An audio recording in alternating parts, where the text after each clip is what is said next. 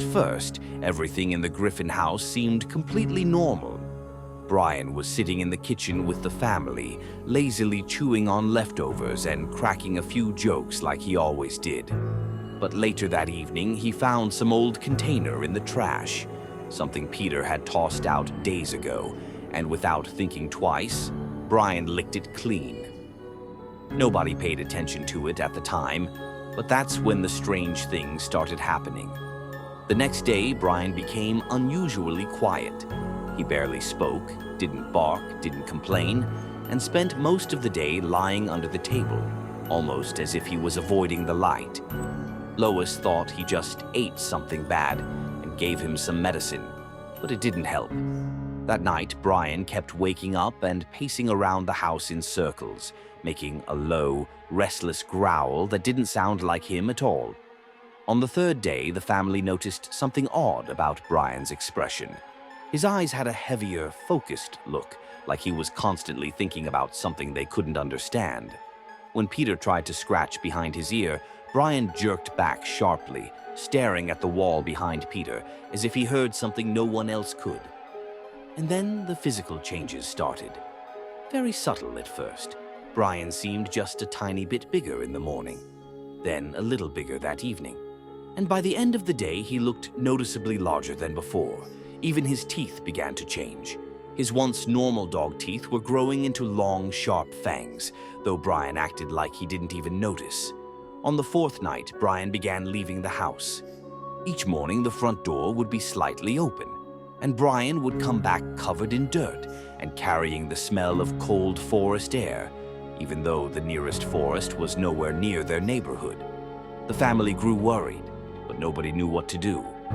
Peter tried putting him on a leash, but Brian just stared at it so long and so intensely that Peter felt uncomfortable and ended up taking it off himself. On the fifth day, Brian stopped responding to his name entirely. He just sat by the window, staring into the darkness as if someone out there was calling him. Stewie tried talking to him, but Brian replied with a deep, steady growl that didn't sound like him at all. It sounded like it belonged to a much bigger dog.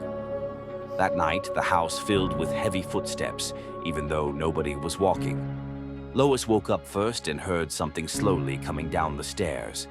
When she peeked into the hallway, she saw only a large dog-like shadow moving across the wall. She told herself it was just her imagination and went back to bed. By morning, Peter and Lois were gone. Their phones were left on the living room table. Their bedroom door was open, but they were nowhere in the house. Chris and Meg were missing too. No signs of a struggle, no sounds, nothing. The whole place felt unnaturally silent, like every living thing had simply disappeared. The only thing left was Brian's collar, lying in the middle of the living room floor. That evening, the TV turned on by itself. The screen showed the sidewalk outside their house. The camera shook a little, but for a moment you could clearly see a giant dog-shaped figure standing in the distance.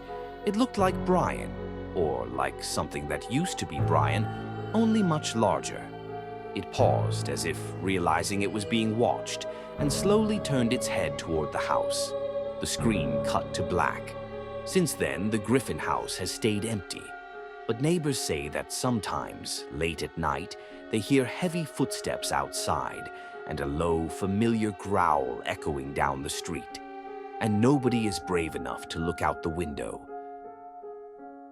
It all started when Peter came home one afternoon, carrying a huge cardboard box, and proudly announced that he'd found the perfect new dog to keep Brian company. Brian was suspicious right away. Nobody had asked for a second dog, and Peter looked way too excited about it. When the box opened, a big dark dog stepped out. It didn't bark, didn't wag its tail, didn't act nervous or playful. It just stared at everyone with this strange, overly aware expression, like it already understood the entire house and everyone in it. Lois tried to pet it, but the dog pulled back slightly and let out a quiet rumble. Not aggressive, more like a warning. The kids said something felt off, but Peter just laughed and said the dog was shy. That first night, Brian realized something was wrong. The new dog walked around the house almost silently, but its steps were too controlled, too evenly spaced, as if it was counting them. Sometimes it stood outside bedroom doors for minutes at a time without moving. And in the dark, Brian could have sworn its eyes glimmered, even though there was no light nearby. By the third day, the family started complaining about strange scratching sounds at night, but no one could tell where they came from. Peter brushed it off, insisting the new dog was adjusting, though Brian knew that wasn't true. The dog barely ate, yet somehow got bigger every day. Its breathing at night was heavy and deep, echoing through the hallway like it was sitting right behind the walls. One evening, Chris said he saw the new dog standing in the corner of the living room, staring at the blank television screen as if it were watching something only it could see. On the fourth day, things got worse. Family members began disappearing one by one. First Meg. Peter claimed she'd gone to hang out with friends, but her phone was still on the kitchen counter. Then Chris vanished. Then Lois. The house became unnervingly silent.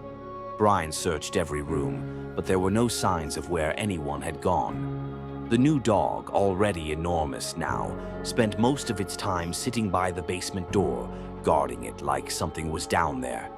By evening, even Peter was gone. No note, no explanation, just silence.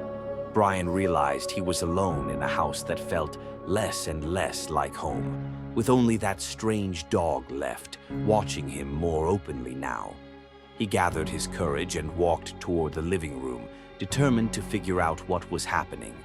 But as he reached the stairs, the lights suddenly went out. Heavy breathing echoed through the darkness, closer than ever. The lamps flickered once, and Brian saw it. The new dog standing in the center of the room.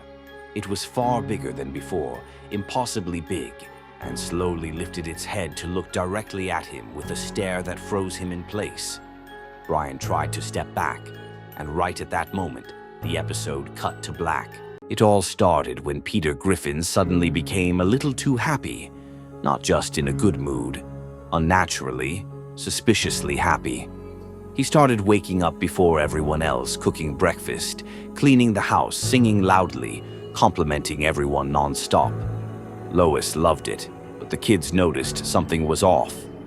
Peter's smile never faded, not even for a moment. Even when he thought nobody was watching, he still held that exact same smile, almost frozen in place. One night, Meg said she heard Peter whispering to himself in the kitchen, talking in a low voice like he was having a conversation with someone who wasn't there. The next day, Chris noticed that Peter kept avoiding bright light, always standing in the darker parts of the house, even though he acted cheerful as ever. And Stewie swore he heard strange noises coming from the basement in the morning. Soft, muffled knocking, like someone was trying to get attention but couldn't call for help properly. He tried to tell Lois, but Peter suddenly appeared right behind him, almost as if he had been listening the whole time, and casually suggested they all go for a fun walk instead. Days went by like that. Peter kept getting happier, friendlier, overly helpful, but the house felt more and more unsettling. The basement door, usually left alone, was now always locked. Peter kept insisting he was fixing things down there, though no one ever saw him carrying tools. At night, faint scraping sounds drifted upstairs, like something heavy being dragged across the floor. Meg once tried to sneak down the stairs to peek, but Peter instantly showed up beside her, smiling wider than before, telling her there was nothing interesting down there. This went on for nearly a week, until one evening Brian noticed something strange. Peter had forgotten to lock the basement door. A faint, shaky sound came from below, like someone trying to call out but too exhausted to speak loudly. Brian slowly descended the stairs, and in the far corner of the basement, he found the real Peter Griffin. Weak, bruised, and barely able to stand, but definitely alive. When he recognized Brian, he tried to lift his head and whispered that the Peter upstairs. wasn't him, that the cheerful, overly perfect Peter was pretending, and that he had kept him locked down there for days. Brian tried to help him up, but footsteps echoed from above, quick and confident. The happy Peter appeared at the top of the stairs, his smile now stiff and unmoving, almost glued to his face. He looked down at them calmly and said that the family didn't need to know which one was real. Before Brian could react, the basement door slammed shut and the lock clicked from the outside. The lights flickered, then went dark. Brian and the real Peter were trapped together in silence. Upstairs, the fake Peter walked away casually, humming softly to himself. The Griffin house stayed quiet after that. Too quiet. Neighbors say they still hear Peter's cheerful voice echoing through the rooms at night, laughing like everything is perfectly normal. But sometimes they also hear faint thuds from the basement windows, like someone down there hasn't stopped trying to get out. The lost episode of Family Guy. The episode starts typically enough. Peter, Quagmire, Cleveland, and Joe are having a drink at the Drunken Clam. Peter is in the middle of one of his pointless ramblings, recounting the time he tried to replace his own blood with barbecue sauce to make himself more appealing to bears. Suddenly, mid-sentence, Joe's face vanishes for a split second. It just erases, leaving a smooth, blank beige oval with no eyes or mouth, before instantly snapping back to normal. None of the guys seem to notice except for Peter, who immediately chalks the hallucination up to cheap beer and keeps talking. The weirdness continues back at the Griffin house. During dinner, Lois is serving mashed potatoes, but the spoon in her hand begins to melt, dripping onto the table as a gray, smoking sludge. In the living room, Brian is reading a newspaper and watches in horror as all the letters on the page start to slide off, pooling into a black, pulsating puddle of ink on the rug that slowly begins to crawl toward his paw. Stewie is the only one who grasps the scale of the disaster. He runs around the house with various gadgets, shouting that the stability of their reality is compromised and that the animation budget is drying up right before their eyes. The real nightmare begins when Chris enters the room. The right half of his body looks normal, but his left half is just a rough, twitching pencil sketch through which the wall behind him is visible. Chris complains that he feels kind of unfinished and that the part of him that hasn't been colored yet is itchy. While the family panics, trying to understand what's happening, the reality around them begins to disintegrate. The walls of the Griffin house lose their color, becoming transparent and revealing only a swirling void beyond. Meg starts to scream, but her cry is cut short when her mouth suddenly relocates to her forehead and her eyes slide down to her chin, twisting her face into a grotesque Picasso-like mask. Peter, trying to stay calm, suggests they all hide in the basement because it's always safe there during tornadoes and zombie Jew invasions. But when he opens the basement door, the stairs are gone. Instead, there's a gaping hole into a white void from which distorted, slowed-down voices of characters from early seasons can be heard begging for help. Stewie realizes their world isn't just collapsing, it's being erased. He gathers the entire family in the center of the living room, which is now just a few colored blobs floating in nothingness. He activates a device designed to stabilize their existence. The device triggers, and the world around them sharply reboots. The house, the furniture, and their bodies snap back to normal. Everyone looks whole again, though deeply shaken. Peter, as usual, breaks the silence with a stupid joke, suggesting they all just forget about it and watch some TV. The family sits on the couch. Everything seems normal. The camera slowly pulls back, showing them from behind, watching the working television. The episode ends with a static shot that lasts just a bit too long. We see the backs of the Griffins' heads. Suddenly, Lois turns her head to look at Peter. Her face is completely blank, a smooth beige oval without a single feature, exactly like Joe's face in the bar. She stares at her husband with this faceless visage, and a distorted, looping laugh of Peter's resonates from the TV before the screen abruptly cuts to black. It all started when Brian became quieter than usual. He would sit in the corner of the living room and watch Peter talk, joke, make decisions, lead the family. Peter was always the one in charge. That was normal. But Brian had never really noticed it the way he did now. Every time Peter spoke over him, Brian's ears twitched. Every time Peter announced what everyone would do, Brian's jaw tightened. At first it was just irritation, but then something inside him began to spiral. He stopped sleeping properly.